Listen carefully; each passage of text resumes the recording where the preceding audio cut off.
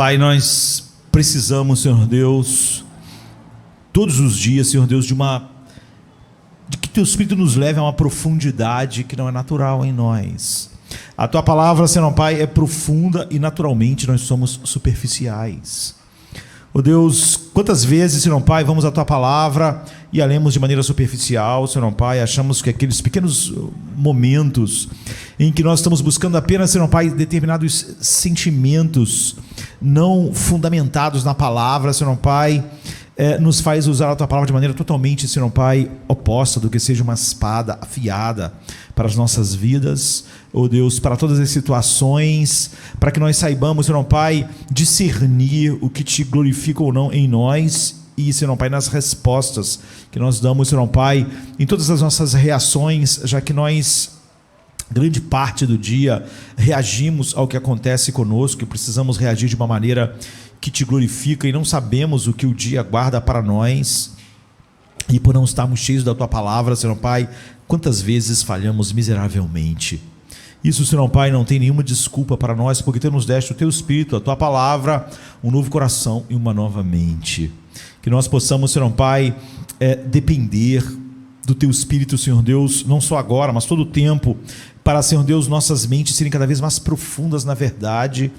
Oh Deus, verdade essa que entrando através, Senhor Pai, de uma mente aguda, Senhor Pai, na percepção da Tua palavra, realmente, Senhor Pai, encontre lugar nos lugares mais secretos do nosso coração, e ali ache um lar, Senhor Pai, ilumine, oh Deus, manifeste o que não Te honra, faça realmente, Senhor Pai, dos nossos corações o Santo dos Santos, onde Tu, Senhor Deus, gloriosamente se mostra, Senhor Pai, oh Deus, em beleza tal que flua desse coração, Senhor Pai, todos aqueles sentimentos, afeições corretas que fluíam do coração do Teu Filho, andando por esse mundo, Senhor Pai, não importando a circunstância que ele estava. Que nenhum de nós desperdice nesta noite o ouro da Tua palavra.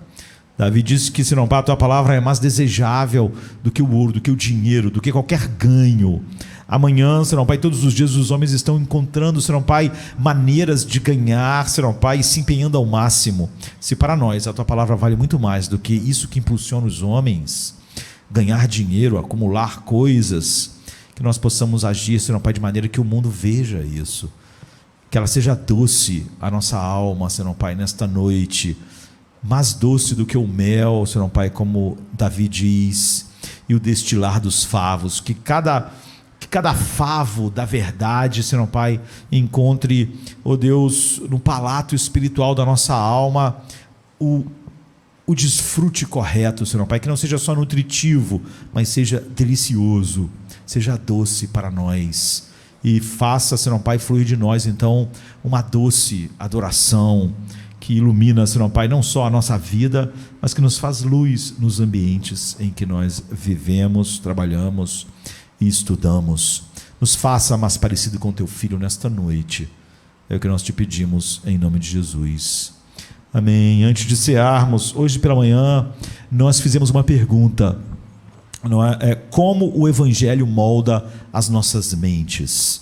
E vimos como profundamente a Bíblia fala a respeito disso, e como a salvação é muito mais do que a coisa pequena e rasteira que é tão comum ser definida em nossos dias.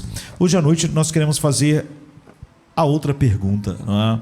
Porque nós acabamos chegando ao ponto em que vimos que tudo que Deus faz, e novamente, como Ele amolda, tem o objetivo final dos nossos corações, em verdadeira adoração, não é? Que é como o coração é transformado, flua afeições. Então a pergunta agora para a noite é como o Evangelho molda o coração depois que ele molda a mente. Então, para resumir novamente, o pensamento correto, não é, a respeito disso é que cada informação correta, cada conhecimento correto só tem um objetivo: servir ao nosso coração, para que esse coração se incendeie em deleite e afeições espirituais para com Deus. Não tem outro propósito. Se qualquer conhecimento não faz isso, ele não faz nada. Ele não faz nada diferente do que o conhecimento correto faz na mente de Satanás. Foi o que nós vimos. Então a lógica, a agudez da mente, a profundidade tem sempre o objetivo o amor a Deus, o deleite em Deus, que vai fluir em toda a gama, não é, de afeições. Então por que nós raciocinamos e pensamos sobre Cristo, ou sobre o reino de Deus, ou sobre a cruz, ou sobre cada coisa que Cristo fez, cada coisa que existe? É para nos regozijarmos em Cristo, uma verdadeira adoração. Então, nenhuma doutrina existe para eu acumular ou debater. Doutrina existe para o deleite do meu coração. Se alguma doutrina não me leva a me deleitar em Deus, certamente ela não está fazendo nada evangélico na minha alma. E nós sabemos, como doutrina e ensino, você está sempre vivendo, sendo levado por alguma doutrina, verdadeira ou falsa, sobre Deus, sobre a vida, sobre o dinheiro, sobre o sexo, sobre todas as coisas criadas por Deus. E essa reflexão sobre Deus, ela só se destina a um propósito: servir a todas as afeições a respeito de Deus que nossos corações devem ter. Então, o propósito da cabeça é servir meu coração para que ele se deleite em Deus. Se qualquer ensinamento não serve ao meu coração e não leva ao deleite em Deus, então esse conhecimento certamente não é evangélico. Por isso que a ideia de que alguém pode crer com a mente, não ter nenhuma afeição nova no coração, a não ser as coisas velhas, não é? E viver sem aquelas afeições e ainda estar salvo, só mostra como alguém não entendeu nada do que o Evangelho faz no homem. Então, para que isso aconteça, para que a nossa mente funcione corretamente a serviço dessa erupção, não é?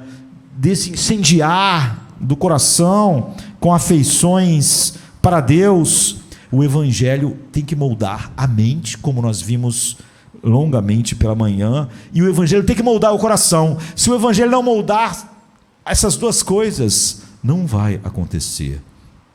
E então o Evangelho não está realmente, não tomou posse de mim a verdade regeneradora, porque é isso que ela visa fazer. E a gente viu então que a mente é moldada pelo Evangelho, por mais nada.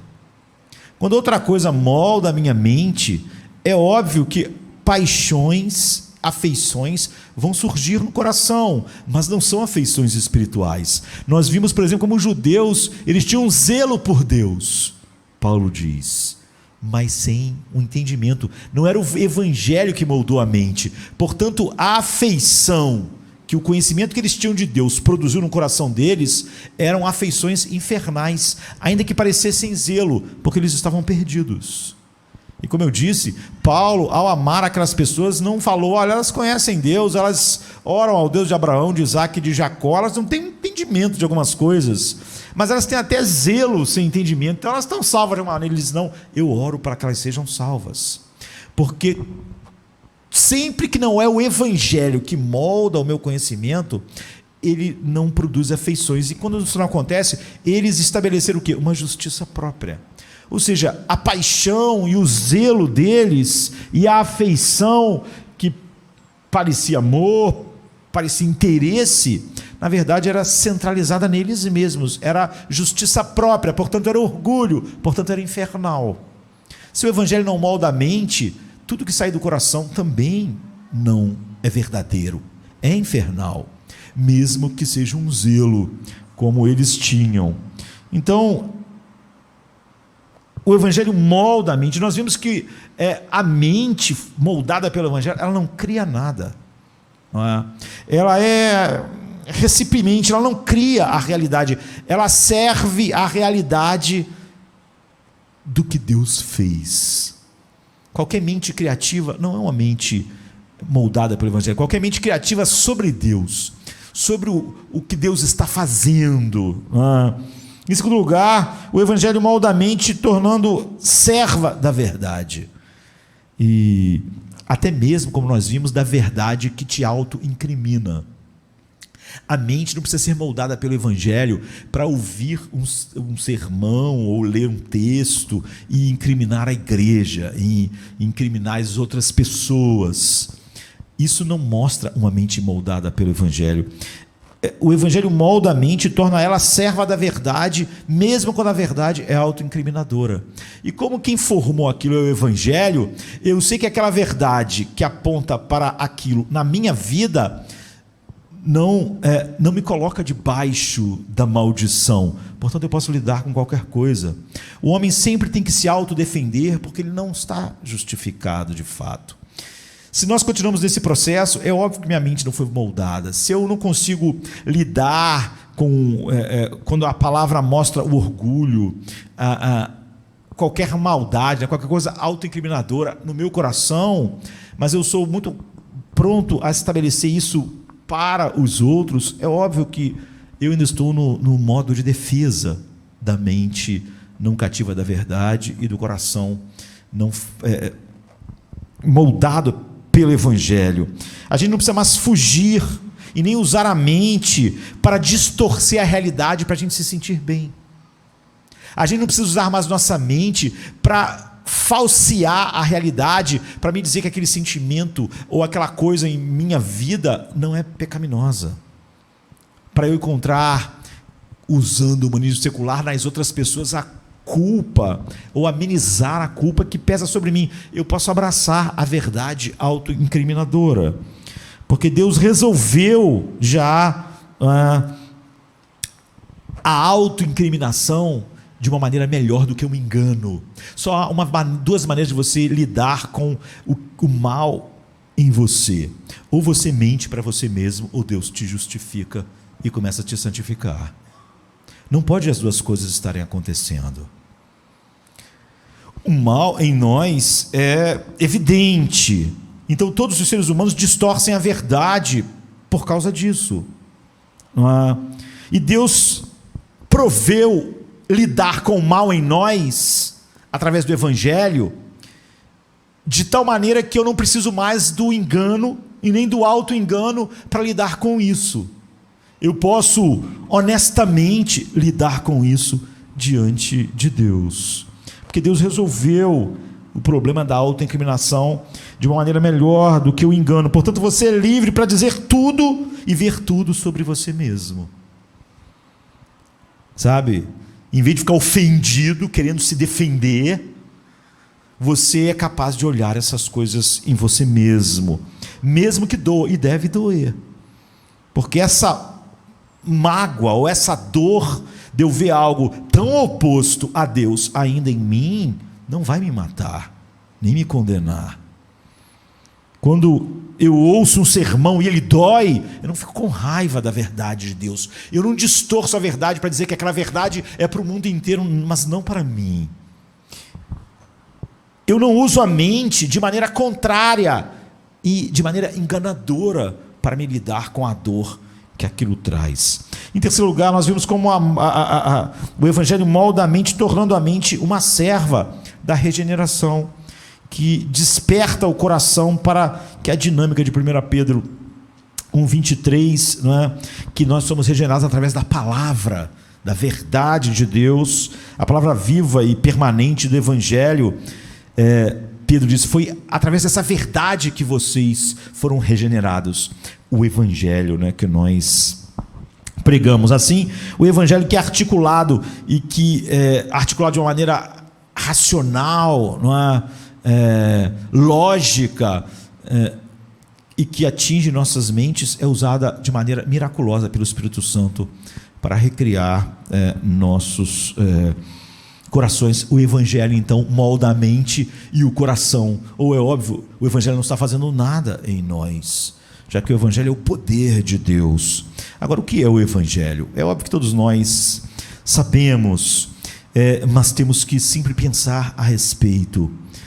Há tantas distorções, mesmo em pessoas que ouvem bons sermões, porque muitas das vezes ela está trabalhando com um conjunto de definições a quem?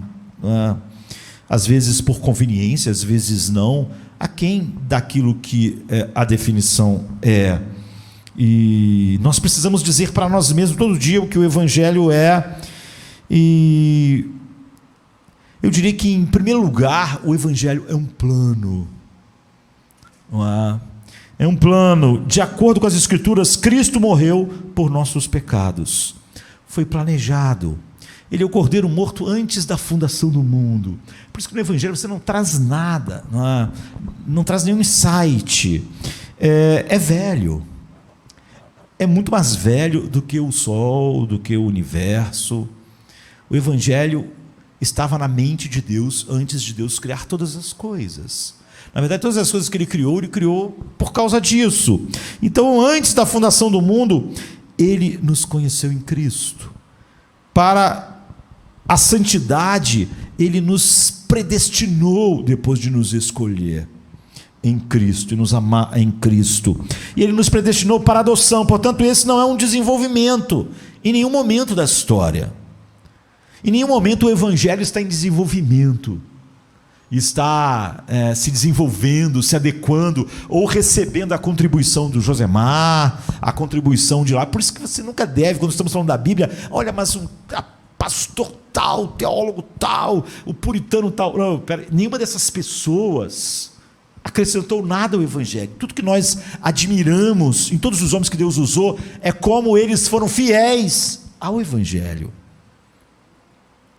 Por isso eles mesmos não são autoridade, é o contrário, eles são admirados porque se submeteram à autoridade do Evangelho.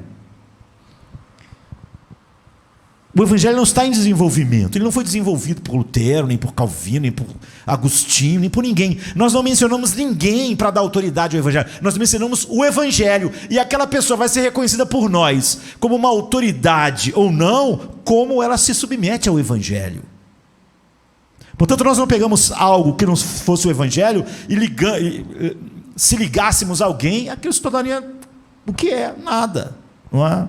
Nossas argumentações não são baseadas, finalmente, em homem algum, nem na nossa mente, nem na de homem algum. É um plano. E se você tirar o plano fixo, imutável, que nenhum homem cooperou, nem para planejar, nem para executar, não é mais o Evangelho. Você perdeu o Evangelho. Em segundo lugar, é histórico. Não é? O Evangelho, então, chega em nós como notícia, né? Você vê, ele é histórico. Há eventos, nós vamos celebrar a Santa Ceia, Cristo morreu na história. Número 3, é que ele é uma conquista através daqueles eventos que aconteceram no tempo, aqui neste mundo. Ele não é uma conquista através dos eventos dos atos que eu produzo, ou que pratico. Ele é um evento, é uma conquista através do evento histórico, onde foi feita a propiciação por substituição. Um velho teólogo, fazendo um resumo do Evangelho, diz que Cristo, a morte, naquele momento, fez algo, a morte de Cristo, entre nós e Deus, naquele momento. A saber, ele propiciou a ira de Deus por todos os eleitos. Ele lidou com isso decisivamente na história, há 2000 anos atrás. Isso não é feito novamente, seja no culto, seja na nossa conversão. Não, isso é aplicado a nós, mas não é feito. Isso foi feito naquele instante. Isso foi feito eternamente na mente de Deus, porque Deus decretou isso. E porque Deus decreta em sua mente, fatalmente vai acontecer. Então ele é o Cordeiro que morreu antes da fundação do mundo. Mas no tempo, naquele instante. Em quarto lugar, o Evangelho chega a nós por um ato totalmente livre de Deus, ao criar em nós mente e coração a resposta correta àquilo que ele fez. E isso também faz parte do Evangelho, ou seja, daquelas coisas que foram conquistadas na cruz por Cristo. Certa vez perguntaram se nós devemos dizer que a salvação é pela fé, a parte de obras. E é óbvio que sim. Porque se você simplesmente oferecesse a conquista da cruz para que as pessoas trabalhassem com isso e fossem salvas ou não, não haveria nenhuma boa notícia. Nenhum ser humano pode lidar com isso, a não ser que o Espírito Santo aplique coisas que Jesus conquistou na cruz para que os nossos corações respondam adequadamente, nossa mente e nosso coração, que não eram, é óbvio, formados pelo Evangelho quando nós nascemos no mundo. Nós nascemos com mentes caídas, alienadas e corações caídos e alienados. Então o Evangelho inclui receber, crer, e isso é tudo obra do próprio Evangelho. Então o homem é justificado sem nenhuma obra da lei. Não é algo que ele faz que participa da sua justificação. Em quinto lugar, essa conquista então pelo poder do Espírito Santo no ato da conversão aplicada a nós. Aplicada, aquilo que foi feito, aquilo que está acabado, aquilo que está encerrado, feito por quem Deus deu ao seu Filho. E o efeito é o perdão dos pecados na justificação e a vida eterna. E uma mente formada pelo Evangelho, um coração formado pelo Evangelho, ninguém pode ter parte dessas coisas. E Atos 10, 53 diz: todo aquele que nele crê tem o perdão dos pecados. Ou seja, você é levado a crer no tudo que ele fez, e todos os pecados estão justificados, estão apagados. Isso foi feito no passado, está sendo aplicado a nós, e você desfruta de uma declaração da sua justiça diante de Deus e uma herança assegurada, que é tudo que Jesus comprou para que o Espírito Santo aplicasse a nós no tempo, como um penhor da garantia de que nós vamos ter tudo o que ele conquistou por toda a eternidade.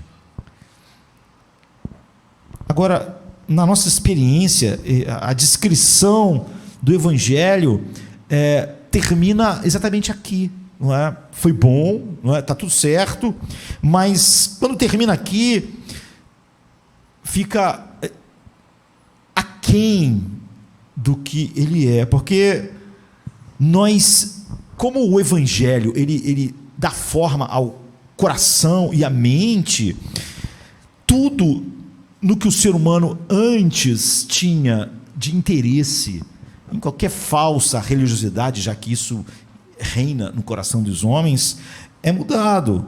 Por que os verdadeiros homens, que suas mentes e corações foram formados pelo Evangelho, desejam ser perdoados por Deus?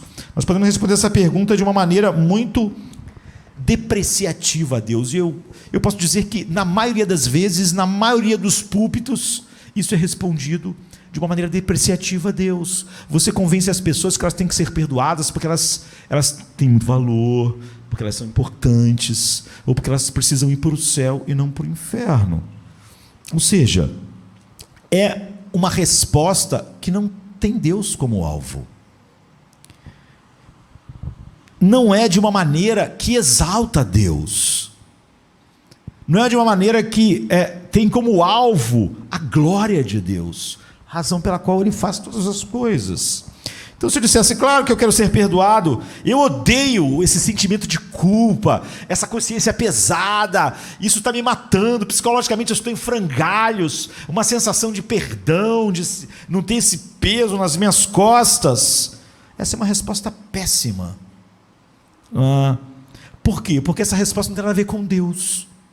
Todo ser humano, sem ter uma mente formada pelo Evangelho, nem um coração formado pelo Evangelho, pode dar essa resposta. Ninguém gosta da sensação de culpa, por isso que o homem vive em negação, autojustificação, racionalização. Nós queremos espantar essa sensação de que nós somos culpados, e não conseguimos. A culpa é onipresente. É óbvio que todo homem quer se livrar dessa pressão contínua, Mas isso não tem nada a ver com Deus. Quando eu faço o evangelho a respeito disso, é óbvio que ele não é o evangelho, não é? Porque a resposta não tem nada a ver com Deus.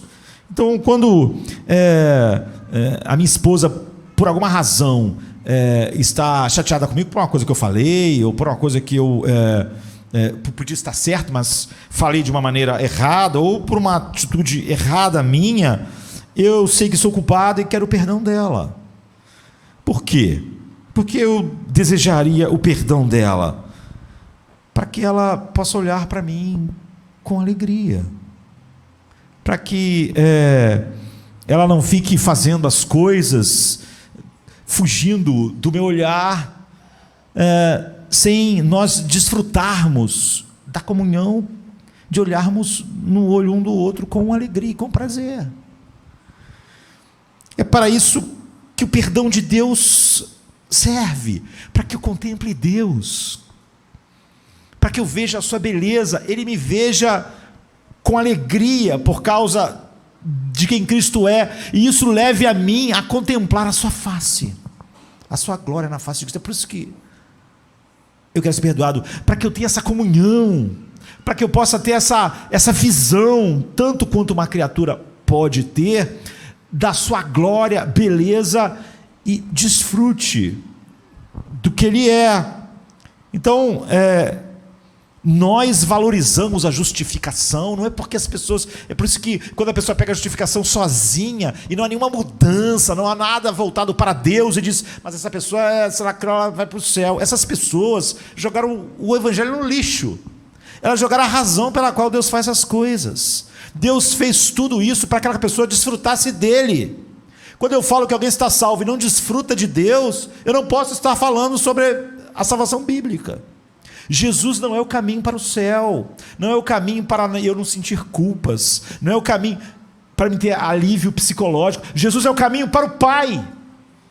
Quando ele diz, eu sou o caminho, a verdade e a vida, ele diz, e ninguém vai para o céu a não ser por mim. Ele diz, ninguém vai ao Pai a não ser por mim. Ninguém pode olhar a sua face, ninguém pode contemplar a sua glória, desfrutar da sua beleza, como eu faço. É para isso que eu levo quem eu salvo. Quando você diz, não, alguém não tem a face de Deus, não tem a glória da face que captura as afeições, muda as afeições, mas é salvo, essa pessoa não sabe o que está falando. Ela só quer ser agradável com as pessoas. Era como se, como a gente viu hoje de manhã, Paulo dissesse que seus irmãos judeus, porque eles criam no Deus de Abraão, de Isaac e de Jacó e eram zelosos, eles estavam salvos, independente deles não conhecerem. Ele não é segundo o entendimento, não é segundo a verdade. Eu oro para que eles sejam salvos, porque não abraçando a verdade, eles, em vez de ter a justiça de Cristo, eles estabeleceram a justiça própria. Então 1 Pedro 3,18 diz, Cristo padeceu uma vez pelos pecadores, o justo pelos injustos. É por isso que nós vamos tomar da Santa Ceia. Para quê? Para nos levar a Deus. Não é para nos levar a um encontro conosco mesmo, a finalmente não ter culpas, ou finalmente ir para o céu, para nos levar a Deus. Não quando nós morrermos, para nos levar a Deus quando Ele nos salva. Esse é o fim do Evangelho. Então esse elemento número 6, eu diria aqui, né, do Evangelho é esse, é que Cristo comprou para nós a face do seu Pai. Ele perdeu na cruz a face do seu Pai e disse, por que me desamparastes? Porque Ele estava comprando o que nós tínhamos perdido, não temos direito. Todos pecaram, estamos destituídos dessa glória, dessa face, desse desfrute. Tudo que nós merecemos é a ira, e a face de Deus para alguém que não está em Cristo é ira, é um fogo consumidor. E então ele perdeu a face do Pai e experimentou. Ele perdeu a face do Pai definitivamente, porque o homem não tem a face de Deus aqui neste mundo, mas ele tem muito ainda da bondade de Deus sobre ele. Não só a ira, ainda por causa do desenvolvimento do plano, tanta coisa boa, Paulo, por exemplo, diz que Deus dá alegria a todos os homens. Que alegria? A alegria de ser pai, a alegria de ser mãe, a alegria de ver o sol, a alegria de ter saúde. Essas não são alegrias espirituais, mas é Deus que está dando. Um dia Deus não vai dar nada. nada da sua alegria. A pessoa vai ter finalmente o que ela sempre quis, a ausência da face de Deus finalmente. Mas Jesus já teve isso, essa ausência final da face de Deus. Para quê? Para nós termos. Ele perdeu a face do Pai para nós termos. Ele é um caminho para a face do Pai. E Cristo comprou isso para nós com o dom de si mesmo, com o entregar de si mesmo. Quando Ele mesmo perde a face do Pai para que nós a tenhamos. Então tudo que Deus é para nós em Cristo é o que foi comprado. Tudo que o Pai era para Ele por toda a eternidade, tudo que Ele era para o Pai, tudo que o Espírito Santo era para o Pai e para o Filho, e assim em toda a relação de comunhão da Trindade. Então o ponto é que quando esse elemento final do Evangelho penetra como uma espada pelo poder do Espírito Santo no coração humano caído, pela sua obra soberana, esse pecador duro, essa verdade recria e molda o ser humano de maneiras distintas, na sua mente e no seu coração. Nós não podemos olhar muitas maneiras, mas primeiro, a culpa é tirada, ou seja, ele liberta o nosso coração da culpa e dos efeitos que arruinam a vida. Nós vemos que a culpa faz a mente ser escrava de sempre tentar encontrar um engano para cada coisa desagradável que eu enxergo em mim mesmo. A culpa é tirada, o coração não é mais moldado por essa coisa interior chamada culpa, em torno da qual eu constantemente estava miseravelmente usando minha mente para moldar a realidade numa falsa realidade de engano para me conseguir lidar com a vida. E no segundo lugar, é adequado para toda uma gama de novos afetos. O coração, além de ser liberto e a mente disso, agora ele tem uma capacidade que não tinha, não mais culpa, mas o fruto do Espírito: amor, alegria, paz e assim por diante.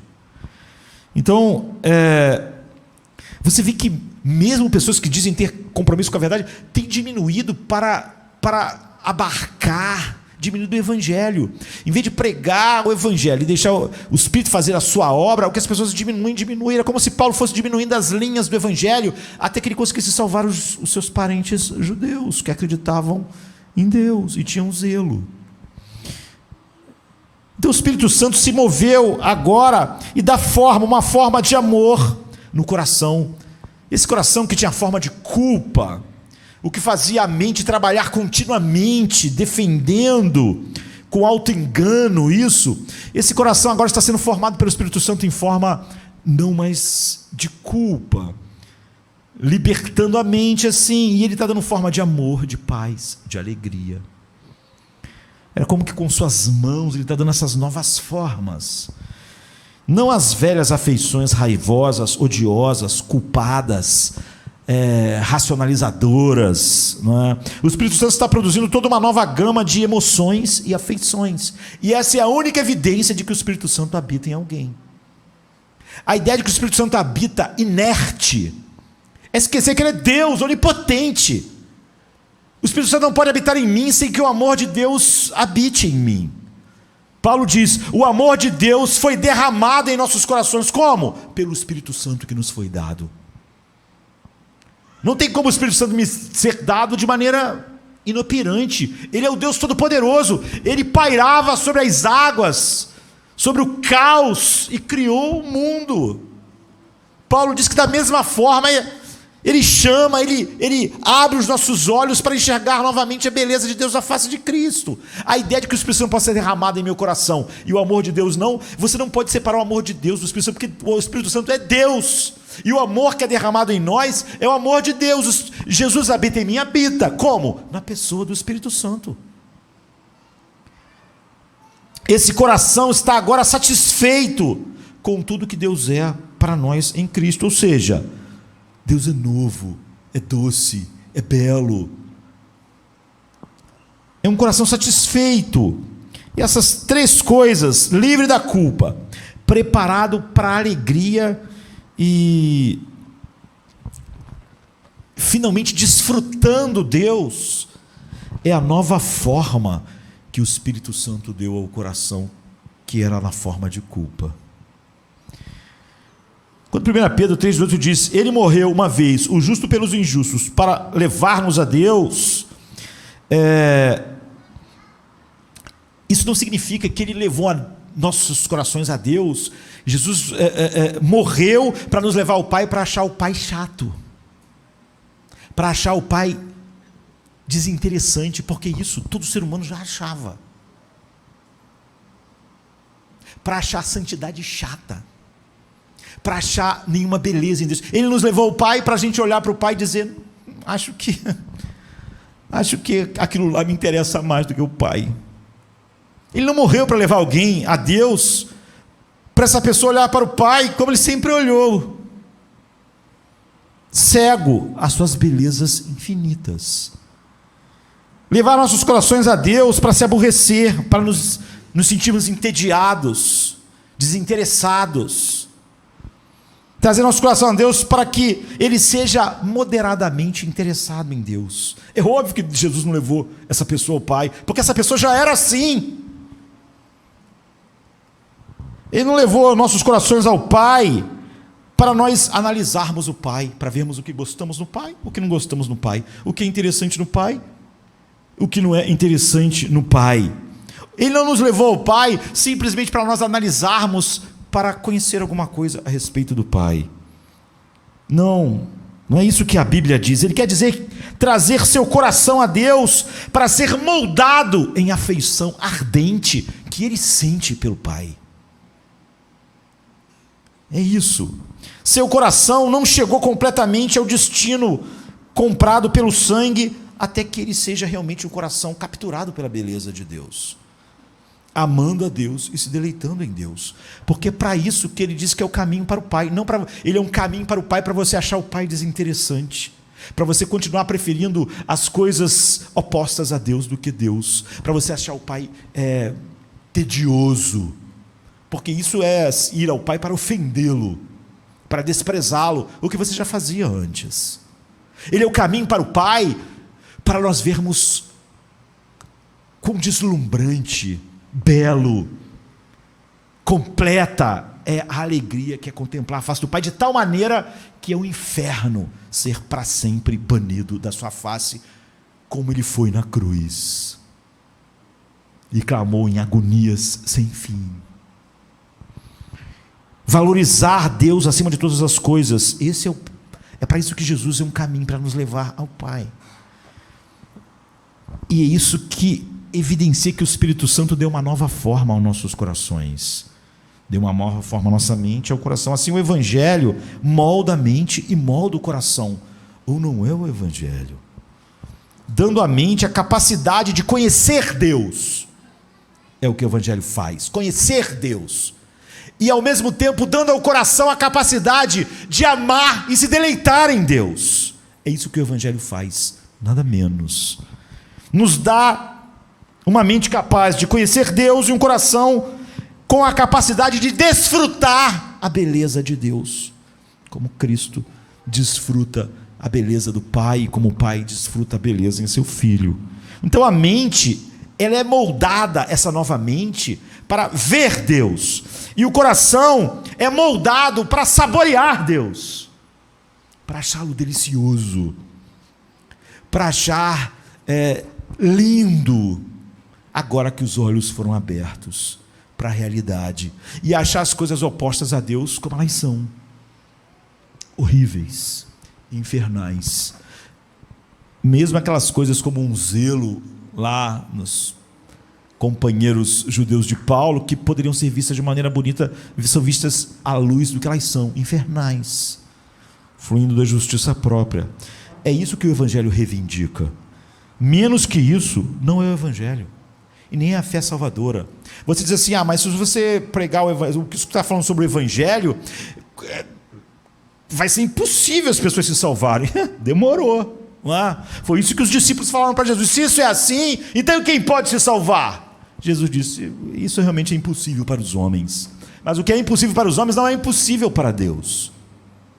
Nós não tentamos tornar o evangelho possível para os homens. Nós simplesmente pregamos o evangelho.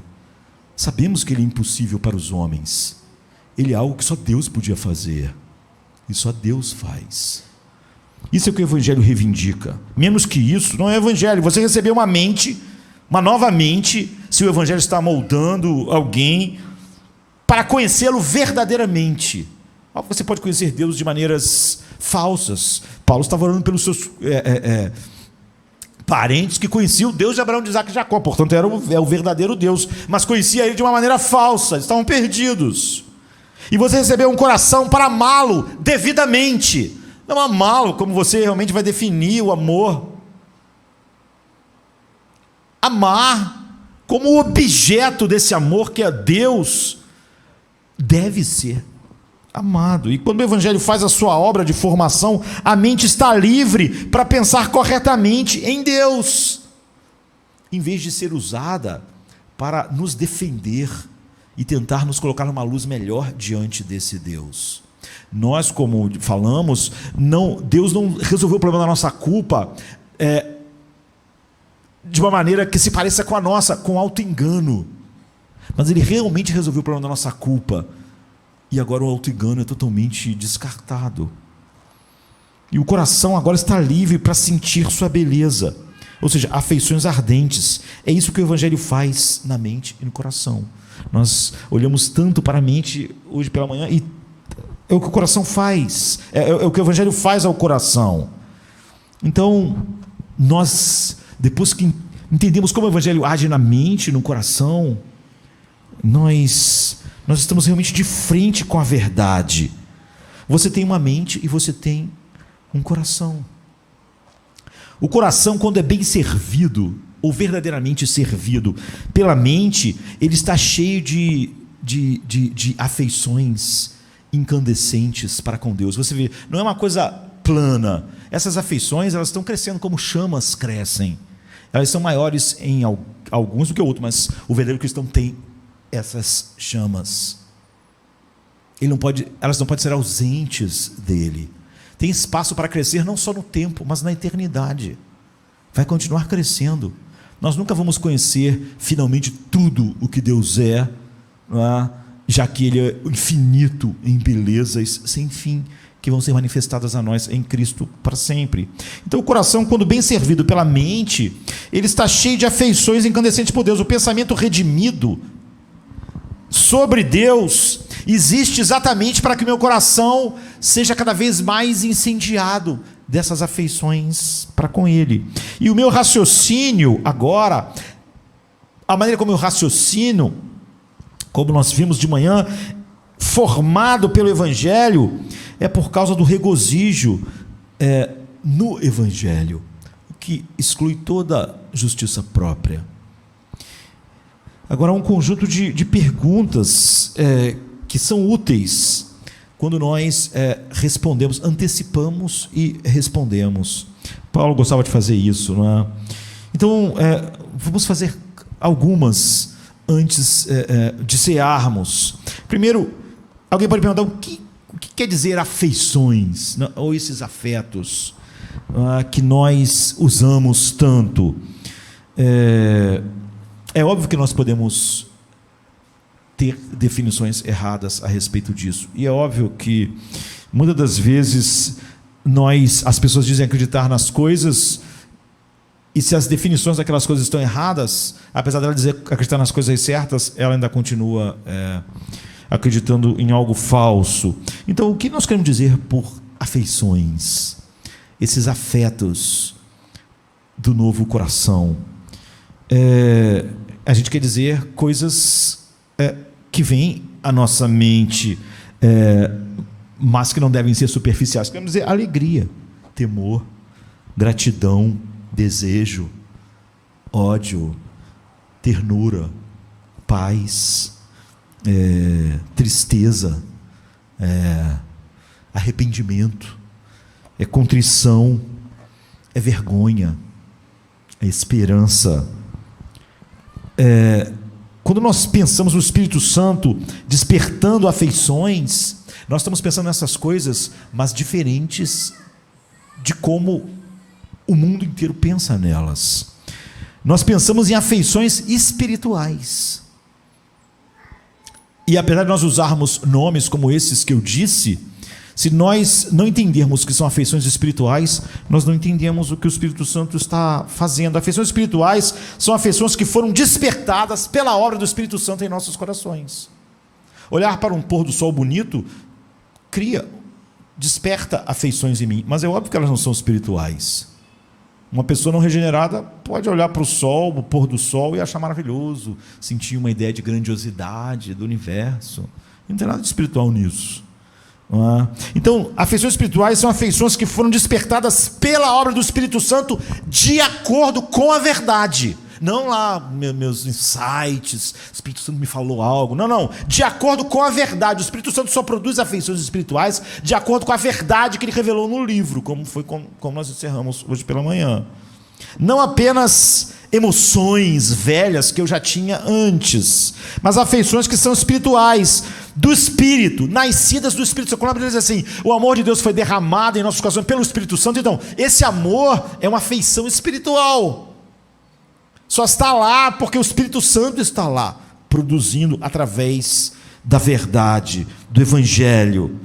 Então, o Espírito, isso que é nascido do Espírito, conforme a verdade, e o Espírito revela isso à mente e produz essa chama maior e crescente, não é, no nosso coração.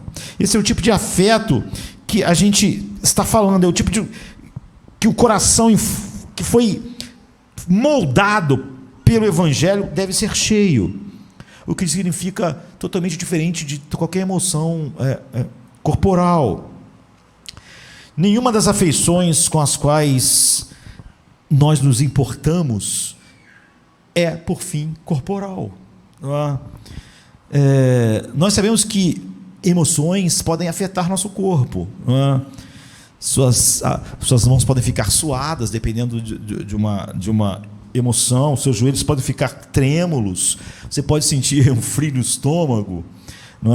O seu pulso pode ficar acelerado. Nada disso é o que importa aqui. A razão pela qual a gente sabe que está falando de algo diferente disso é que, ainda que nossos corpos, pelas afeições espirituais, também possam responder de alguma forma, nós nunca confundimos. Não é nada que... nós não estamos falando de afeições espirituais, nós estamos falando sobre nada que foi produzido pela nossa biologia. Mas hoje os cristãos compraram tanto o homem como apenas uma máquina do humanismo materialista, que o homem é só reações químicas, que por acaso foram se desenvolvendo numa evolução, e tudo que o homem é um monte de reações bioquímicas. Isso é o que o pensamento ateísta chegou do homem. Ele é só um amontoado bioquímico que está indo para o seu fim. E tudo é isso. Aí muitos cristãos, realmente, tudo que eles falam é a respeito disso. É assim que eles explicam a vida deles, tudo que eles são, tudo que eles sentem. Mas as afeições espirituais vão estar lá quando eu estiver morto. Paulo diz, melhor é partir e estar com Cristo. Ele não vai ter um corpo ainda, ele vai ter as mesmas afeições. Não tem nada a ver com o que o corpo produz. Apesar de afeições poderem atingir o meu corpo não produz afeições espirituais. Não é? Quando eu não tiver corpo, quando esse corpo estiver apodrecendo numa sepultura, as minhas afeições, paz, gozo, alegria, produzidas pelo Espírito Santo, vão estar tão vivas quanto sempre estiveram quando eu estava no corpo. Não tinha nada a ver com o meu corpo, nem com a minha biologia. Quando eu estiver em decomposição, o meu corpo estiver em decomposição, nenhuma dessas afeições estará em decomposição em lugar nenhum. Quando todos os processos bioquímicos do meu corpo tiverem cessado, nenhuma dessas afeições terão sido atingidas. Não foram criadas por Ele. Paulo diz em Filipenses 1:23, morrer e estar com Cristo é muito melhor, porque eu vou amá-lo mais, vou sentir mais alegria nele, vou sentir a paz mais profundamente. Você vê, em vez das afeições caírem quando ele estiver ausente do corpo até a ressurreição, as afeições vão se tornar plenas, maiores. As chamas que já ardiam, as mesmas chamas que ardiam em amor, alegria, gozo, paz, deleite, não vão diminuir quando o seu corpo for colocado na sepultura, quando ele for decapitado. Essas coisas vão aumentar. Não tem nenhuma relação. Paulo diz, é melhor estar com Cristo. Por que é melhor estar com Cristo? Porque eu vou amá-lo mais, vou ver mais a sua beleza, vou sentir mais a sua paz, vou ter mais a sua alegria. Quando eu não tiver mais um corpo, o meu deleite será maior, e meu corpo não vai estar ali para estar com o pulso acelerado, produzindo qualquer outra coisa. E eu sei também que é totalmente distinto dos movimentos corporais, o que acontece no meu corpo, porque essas são as afeições de Deus. E Deus não tem corpo. Deus é espírito. Deus não tem nada físico. Portanto, a alegria de Deus, o amor de Deus, o gozo de Deus, o deleite de Deus não tem nada a ver com a criação, nem nenhum processo de qualquer coisa física. O amor do Espírito que é derramado no meu coração é o amor do Espírito Santo. O Espírito Santo não tem um corpo, nunca teve. Oséias 11:8 diz, minha compaixão se torna calorosa e eterna. Esse Deus, essa compaixão não está fluindo através de corpo nenhum, não é processo de nenhuma corpo, quer celestial, quer corpo nenhum. Efésios 4:30 diz, não entristeçais o Espírito Santo. Essa afeição não está sendo produzida por nada que as pessoas às vezes tentam fazer com que o cristão seja aquilo, um monte de processos físicos. Sofonias 3:17 diz, Deus se alegra em você com grandes gritos e cântico de alegria. Então, não estamos falando, ele não tem corpo, não estamos falando nada disso, estamos falando dessas afeições eternas de Deus em nós, pelo Espírito Santo, que deu forma à nossa mente e coração, habitando em nós. Portanto, esses afetos que estamos falando, que são a meta do coração, e aquilo que a mente que foi formada pelo Espírito Santo alimenta esse coração para que esses afetos brotem, o Espírito que faz ele brotar, e essas chamas irem crescendo, não tem nada a ver com as sensações corporais. Por isso devemos ter cuidado com qualquer coisa que fale sobre essas coisas com definições erradas, com um pensamento não só distante da Bíblia, mas às vezes até moldado pelo ateísmo materialista, que conduz nossa cultura, mesmo para aquelas pessoas que não dizem serem ateus, as linhas de definição e explicação delas de tudo vêm exatamente da mente de homens que viram a vida e elaboraram um sistema assim, sem Deus. Então a mente da carne e a mente do espírito não são a mesma coisa, não é? Então essas coisas são produzidas pelo Espírito, são espirituais em si mesmas, e a mente da carne pode ter emoções muito elevadas e às vezes muito bonitas de certa forma, não é? Mas nós não estamos interessados nisso, até que o milagre aconteça, quando esse toque infinito do Espírito Santo comece a dar nova forma à mente e o coração. Todas as afeições do homem são afeições caídas e pecaminosas, mesmo as mais bonitas. Elas não são centradas em Cristo, não são realidade. Por exemplo, a beleza que você podia ver no zelo dos parentes de Paulo, né, dos seus patrícios, com Deus, parecia muito bonito. Levava eles a ler a Bíblia muitas vezes, estar na sinagoga o tempo todo, mas nada daquilo era de bonito de fato, ou tinha qualquer valor. Aquilo tudo fluía da justiça própria. Então, essa é a resposta, não é? O que nós entendemos por esses afetos são emoções, mas não tem nada a ver com o nosso físico. Quando elas contam, é quando nós vemos as belezas de Deus através dessa nova mente, através desse coração, e cada uma dessas afeições servem para honrar a Deus, glorificar a Deus, e nunca a mim mesmo, nunca a justiça própria, nunca nada que é oposto a Deus. São afeições espirituais tanto em suas dimensões negativas, raiva, desprezo, ódio, ou seja, aquilo que é apropriado sentir negativamente, quanto positivas, alegria, paz, deleite, gozo.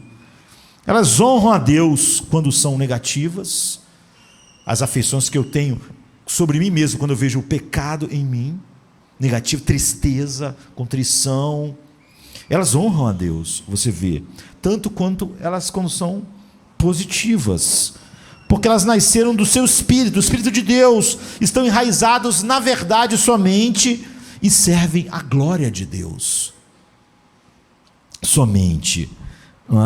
E a segunda pergunta seria: por que a gente faz das afeições do coração esse objetivo final? Porque nós temos obras como As Afeições Santas de Jonathan Edwards, a mente servindo a esse propósito, sem o qual nós não temos nenhuma evidência do Evangelho. Como eu disse, isso não está igual no meu coração e no de Paulo, ou no seu, ou no de outro, mas é verdade sobre cada coração. Essas afeições são verdadeiras e estão crescendo, então elas não são iguais ou estáticas nem no nosso coração, nem igual em todos os corações, mas elas são realidade em todos os corações que o Evangelho deu forma, e todas as mentes pelas quais a verdade, não alguma ideia zelosa sobre Deus como os parentes de Paulo tinham, mas a verdade que produz essas afeições. E por que a gente faz isso? E isso foi o que nós falamos hoje de manhã. Mas apenas a gente pode fazer umas duas observações que lançam mais luz. Jesus diz assim em João 8,32: conhecereis a verdade e a verdade vos libertará. O que isso significa? A gente vê esse versículo ser usado de todo quanto é jeito. As pessoas que não têm nenhuma relação com Jesus ensinam isso: só conta a verdade, porque a verdade vai te libertar. As pessoas usam essas coisas de todas as maneiras, na igreja e fora da igreja, não é? Mas o que quer dizer? No contexto aqui, a verdade vai te livrar do pecado, não é? Quem peca é escravo do pecado, é dito 2 versos depois. Então, ele está pensando em liberdade do pecado. Você conhece a verdade, e a verdade conhecida verdadeiramente, numa mente formada, com uma nova forma, dada pelo Evangelho, moldada pelo Evangelho, é uma destruição do pecado, porque dá liberdade para a mente, em vez de ser escrava, de sempre estar justificando o pecado, de realmente levar a verdade ao coração, mesmo quando essa é uma verdade, como a gente viu, auto-incriminadora. Então, o que é pecado? O pecado não é um ato do corpo, como aquelas afeições também não são. O corpo não tem posição moral. Da mesma maneira que aquelas afeições espirituais de Deus, criadas no coração, que é formado pelo Evangelho, não tem nada a ver com o corpo, o pecado também não tem. Nós não pecamos por causa dos nossos corpos. Corpo é só a coisa, é um instrumento.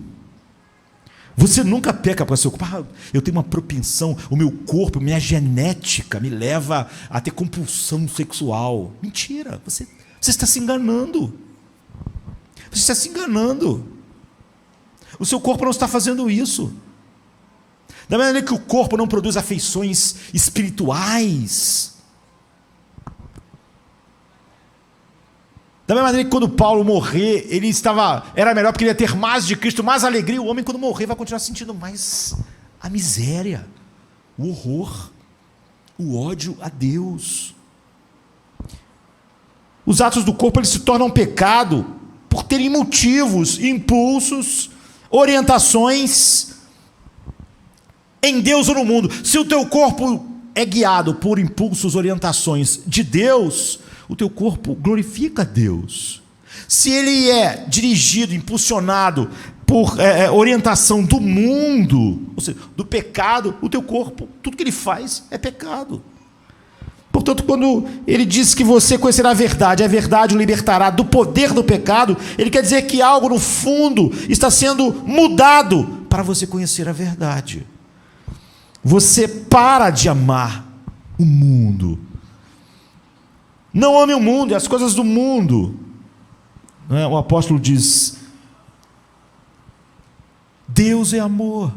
Você não pode amar Deus e o mundo ao mesmo tempo. E é isso que começa a acontecer. Então, ele quer dizer que saber corretamente vai servir a afeições corretas, vai fazer você amar a Deus e não o mundo. Isso é o que ele quer dizer. É assim que a verdade, quando molda a mente, liberta você. E aqui está outra ilustração, o Salmo 100, mostram afetos e o corpo agindo.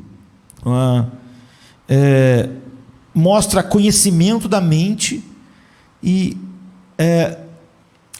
o reflexo que isso causa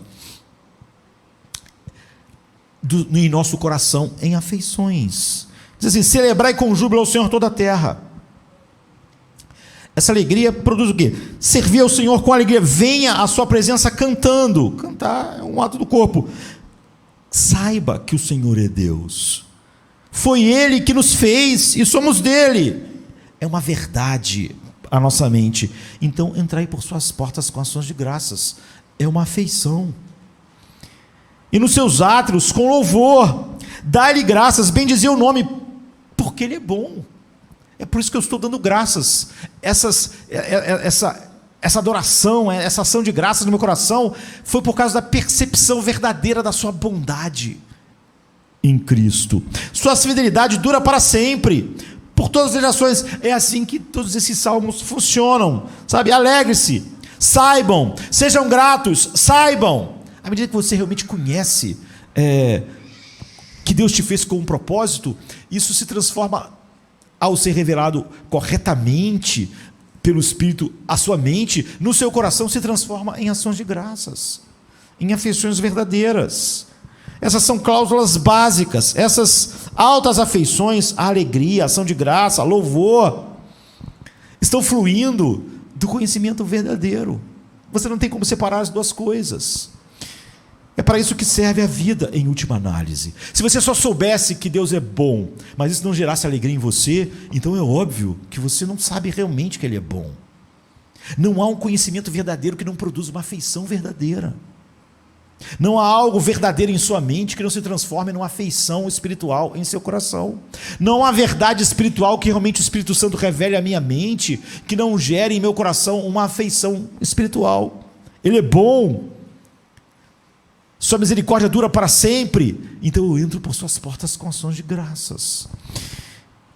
Essa é a estrutura do Salmo repetidas vezes. Então a resposta é óbvia, não é? Por que a mente serve ao coração? Porque você vê que a mente é que traz a nova mente produzida pelo Espírito Santo, formada pelo Evangelho, traz informações verdadeiras de Deus ao coração, que gera afeições verdadeiras. Um conhecimento falso de Deus pode gerar afeições? Pode. Os parentes de Paulo, eles tinham um conhecimento do Deus verdadeiro falso e geravam um zelo, mas também era falso a afeição que ele gerava. Em terceiro lugar, o comportamento. Você nem mesmo faz qualquer... alguém pode dizer de mostrar como a ação e o comportamento deveriam estar como alvo, ou seja, em vez de ser a afeição do coração, é o comportamento que devia estar sendo enfatizado. E muitas das vezes as pessoas facilmente se afastam do evangelho assim. A mente está destinada a fazer a gente viver a vida correta, fazer coisas certas. Não é verdade. O que a gente faz vai ser definido pelas nossas afeições, se aquilo é bom ou não, se aquilo glorifica a Deus ou não.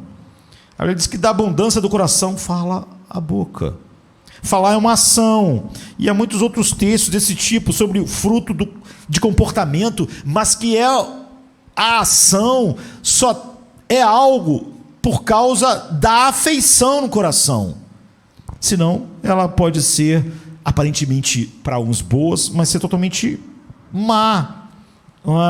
Então, na verdade, a prática e a obediência sempre deve ser um transbordar da alegria, do gozo, das afeições do coração. E qualquer prática sem isso é pecaminosa, mesmo que seja a melhor prática.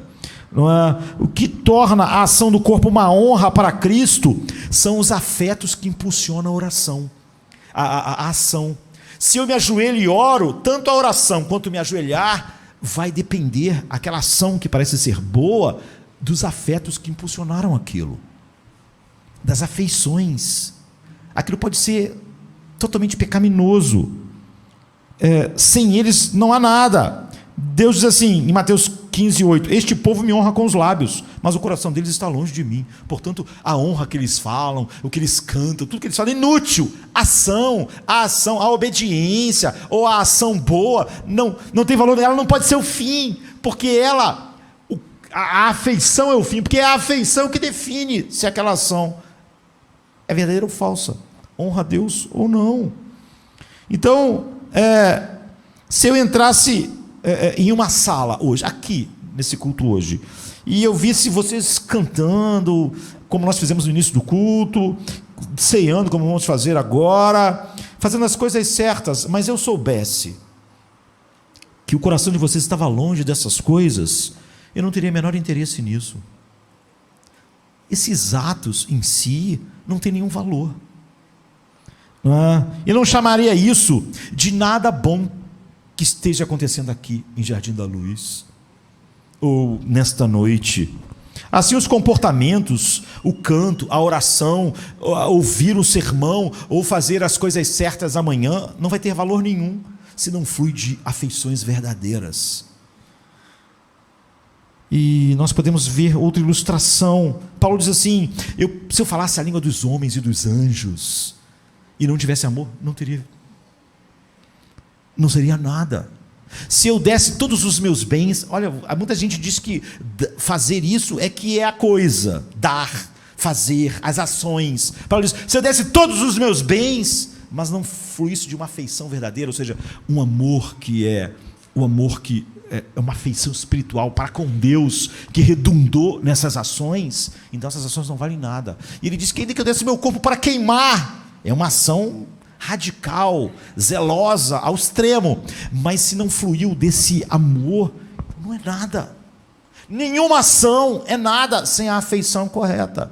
Portanto, tudo que Deus produz em nós são as afeições. As ações só são o resultado das afeições certas. Se não houver as afeições certas, aquilo não vale nada. Não é espiritual, é simplesmente nada. Então, se você ver alguém dando a sua vida por algo belo e bonito, se aquilo não é produzido por uma afeição espiritual, aquilo, por fim, não é belo e bonito. Aquilo é tão belo e bonito quanto o zelo que os patrícios de Paulo tinham por Deus, que fluía do quê? Da justiça própria, do ego e do orgulho. Deus tem que entrar aqui e ser o que produz a verdadeira afeição que flui para ele e, como resultado, produz atos que serão adoração, senão serão apenas idolatria. Começam em mim, terminam em mim ou terminam em outra criatura. E não tem nada a ver com Deus. Por exemplo, Paulo diz assim em 2 Coríntios 9, 7 e 8: o que semeia pouco, colherá pouco. Quem semeia com fartura, colherá fartamente. Cada um deve contribuir conforme decidiu em seu coração, não com relutância. Que dificuldade, não é? Ou sob compulsão, se sentindo obrigado, porque Deus ama a quem dá com alegria. Deus está dizendo o seguinte aqui: se você der R$1 milhão aqui, ou R$10, com o coração relutante, encontrando desculpas, você está vendo que há uma afeição não de alegria. Quando você dá o seu dinheiro, Deus está dizendo: fique com o seu dinheiro, porque se não há uma afeição de alegria em Deus verdadeira no dar, você não está dando. Você está sendo como os patrícios de Paulo. Não há alegria, não há uma afeição espiritual por trás. Há o relutante amor ao dinheiro que tem dificuldade em dar. Por isso que as pessoas sempre estão perguntando como elas podem dar menos, ou seja, do que as pessoas davam no Velho Testamento. Sabe por que elas estão dizendo isso? Elas estão dizendo que o Evangelho produziu nelas menos alegria do que naquelas pessoas. Elas não conseguem sentir, elas não têm uma afeição produzida pelo conhecimento de Cristo, que deu uma alegria a elas. Paulo está dizendo para os coríntios: se vocês contribuírem por relutância, com tristeza, o que vocês estão fazendo é como um homem que deu seu corpo para queimar, mas não tinha amor, não tem valor, não é espiritual, não foi produzido por uma afeição espiritual. Você deve ficar com o seu dinheiro e morrer com ele. Não é culto a Deus. A hora do ofertório é culto, é adoração, mas não é se o coração está relutante. Aí Paulo vai dizer para eles o quê? Os cristãos da Macedônia, os filipenses, eles da sua muita pobreza contribuíram com alegria, além das suas posses. Paulo está falando sobre isso. Então, o que Deus quer na sua oração é sua alegria. Senão, você não está orando. O que Deus quer quando você dá dinheiro é a sua alegria, é a afeição por trás daquilo, a afeição produzida pelo Espírito Santo. O que Deus quer quando Paulo dá o seu pescoço para ser cortado é a alegria dele. Se não há uma afeição espiritual por trás do ato, o ato ofende Deus, não o valoriza, não o exalta de forma alguma. Porque não foi produzido pelo Espírito Santo através da verdade na mente, produzindo a afeição que produziu o ato. E encerrando, você tem uma mente que, quando moldada pelo Evangelho e pensando corretamente a verdade de Deus, porque foi moldada pelo Evangelho, está sendo preenchida por essa verdade que acende essas afeições. Nós vimos a mente para de ser escrava da afeição errada que nós vemos em nós, como é o nome natural. Por exemplo, o homem tem dificuldade de ofertar, ele vai encontrar uma razão para isso, que não é a falta de alegria, que é uma afeição espiritual em Deus. Ele não vai chegar a essa conclusão, ele vai chegar a 1000 conclusões diferentes, porque ele não pode. Ele vai estar fazendo atos de culto, de obediência, que não são, mas ele vai justificar isso, porque a mente está escravizada por aquela afeição, porque o Evangelho não libertou ela. Não é? Quando a mente está livre, ela pode olhar o que está no coração, que está contrário, e pode usar a verdade de Deus em relação àquilo como remédio que o Espírito Santo usa para nos moldando mais e mais a verdade. Então, como o fogo do Espírito Santo é incendiado em nós, essas afeições, nós não podemos ir mais longe hoje, nunca podem ser apenas tênues. Você diz assim: pastor, eu não poderia ter essas afeições de uma maneira assim, fraquinha, sempre ali. Não, porque isso é ser morno. Você não pode ser morno e achar que Deus fará outra coisa com você a não ser te vomitar. Ele diz: porque tu não é quente nem frio, eu vou vomitar você da minha boca. As afeições que Deus produz em nós não nos faz mornos. Nossa mornidão era, como eu disse, Jesus morreu para nos levar ao Pai, para nós estarmos desinteressados, mais ou menos interessados. Isso é ser morno. Isso não condiz com o sacrifício de Cristo, nem com o que Ele comprou para nós. É por isso que Paulo fala para nós sermos fervorosos, incendiados, e cada vez mais a verdade, cada sermão incendiando mais, aumentando a chama. Não há vida honrando a Deus de mornidão, porque é óbvio que não é a resposta a ver Deus como o Espírito Santo revela ao coração regenerado. É assim que nós vamos para a mesa da Santa Ceia, com essa visão grandiosa do Evangelho. É isso que nós devemos lembrar cada vez que nos reunimos, é isso que nós devemos lembrar em casa. É isso que o Evangelho é assim que o Evangelho molda a nossa mente, molda o nosso coração. Esse é o milagre de Deus. Esse é o Evangelho, que é o poder de Deus para a salvação. Essa é a salvação, não é ir para o céu. Essa é a salvação de todo aquele que crê. Vamos ficar de pé.